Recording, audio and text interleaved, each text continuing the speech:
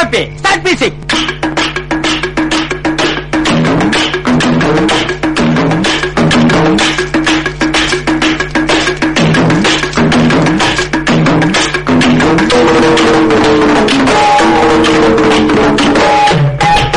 Stop the music.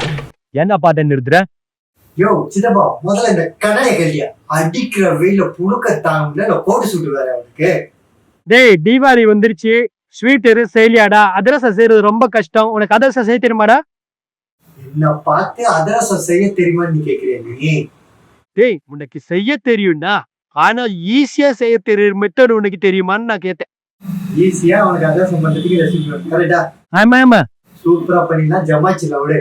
2 tumbler பச்சரிசிய நான் நல்லா ஊற வச்சுக்கிறேன். நல்லா ஊறினதுக்கு அப்புறமா நம்ம தண்ணி எல்லாத்தையும் முழுமையா இருத்துட்டு அதை ஒரு காஞ்ச துணியில நல்லா பரப்பி விட்டுக்கலாம். ஒரு 20 நிமிஷம் நிழல்லையே அது நல்லா உணரட்டும்.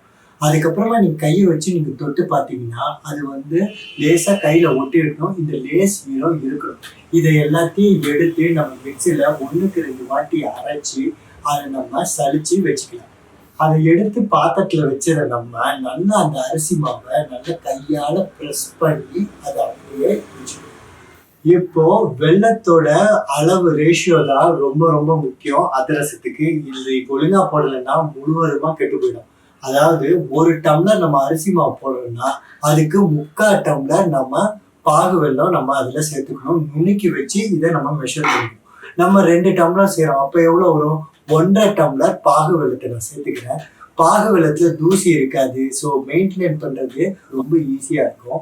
அதை நான் நுணுக்கி வச்சு மெஷர் பண்ணதை நான் ஒரு கடாயில போட்டு கொஞ்சமா தண்ணி ஊற்றி அதை நல்லா கொதிக்க விடுறேன். இது நல்லா கொதிச்சு நல்லா இருக ஆரம்பிக்கும் போது பாத்தீங்கன்னா இந்த ஸ்டேஜஸை ஈஸியா நம்ம கண்டுபிடிச்சிடலாம்.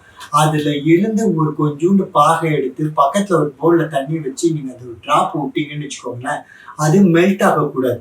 இதுக்குள்ள போட்டு நீங்க அப்படியே ஒரு கேண்டி மாதிரி அப்படியே உருளையா அது உருண்டு வந்துடுச்சுன்னா இது பர்ஃபெக்டா ரெடி. இமீடியட்டா கேஸ் ஆகும். கொஞ்சோண்டு ஒரு 2-3 டேபிள் ஸ்பூன் கீ அதில் ஊற்றி மிக்ஸ் பண்ணிட்டு இமீடியட்டா நம்ம அரிசி மாவையும் போட்டு மிக்ஸ் பண்ணிடுங்க. ஆறுன அப்புறம் போட்டா இது நல்லா வராது. சுட சுட போட்டு இது மிக்ஸ் பண்ணாதான் நல்லா வரும். கொஞ்சோண்டு ஏலக்காய் தூள் அதில் போட்டு இதை நல்லா போட்டு மிக்ஸ் பண்ணிட்டு கொஞ்சோண்டு கீ எடுத்து அந்த மாவுக்கு மேலே போட்டு நல்லா அப்ளை பண்ணிட்டு ஒரு தட்டு போட்டு மூடி ஒரு 3 மணி நேரமாவது கன்ஃபார்மா நம்ம ஊற விடணும். ட்ரெடிஷ்னலா இது 12 hours ஓவர் நைட் விட்டுட்டு மறுநாள் போட்டாங்கன்னு வச்சுக்கோங்களேன், அதிரசம் ரொம்ப சூப்பரா இருக்கும். இதுல எந்த மெத்தட் நீங்க சூஸ் பண்றீங்களோ அது உங்க விருப்பம். நான் இப்பவே பண்றதுனால 2 hours கழிச்சு நம்ம போட்டு பார்த்தேன். மகனே, நான் ஊர்ல ஒரு பெரிய அரசியல்வாதி, உனக்கு தெரியுமா? நீ அரசியல்வாதியா? எனக்கு இதெல்லாம் தெரியவே தெரியாது. என்ன இப்படி சொல்லிட்டு நீ? நான் காசை வாங்கிட்டதா செய்யாத வேலையே கிடையாது. இப்ப புரியுது. அப்ப புரியல, இப்ப புரியுது. ஆரம்பத்திலேயே வீடியோல நீ ஆனல ஒரு பாட்டுக்கு டான்ஸ், இப்ப தெரியுது. அந்த கவுண்டமணி மாதிரியா நீ காசா வாங்கிட்டு துண்ட காணும் துணிய காணும் ஓடி வந்துட்ட. அதனால இங்க தஞ்சை வளைஞ்சிட்ட நீ. இப்ப புரியுது நீ ஊர்ல இருந்து எதுக்கு ஓடி வந்தேன்னு. அரசியல்ல இதெல்லாம் சாதாரணமாப்பா. இந்த மாவை எடுத்து சின்ன சின்ன உருளைகளா உருட்டி நம்ம கையாலேயே கொஞ்சம் தடிமனா வச்சு நீங்க தட்டியும் போடலாம்.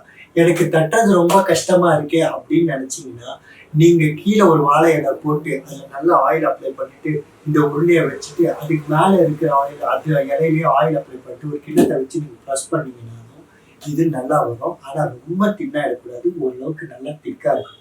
மிதமான சூட்ல ஆயில நீங்க அதை போட்டு வறுத்து எடுத்தீங்கன்னா ஒரு ஃபேண்டாஸ்டிக்கான சூப்பரான அதிரசம் ரெடி. யார் வேணா பண்ணலாம். இது ஒரு கம்ப சுத்துற வேலையே கிடையாது. ட்ரை பண்ணி பார்த்துட்டு சொல்லுங்க. என்ன சித்தப்ப, அதிரசம் எப்படி நீ பண்ணிருக்கியா? டேஸ்ட் எப்படி இருக்க?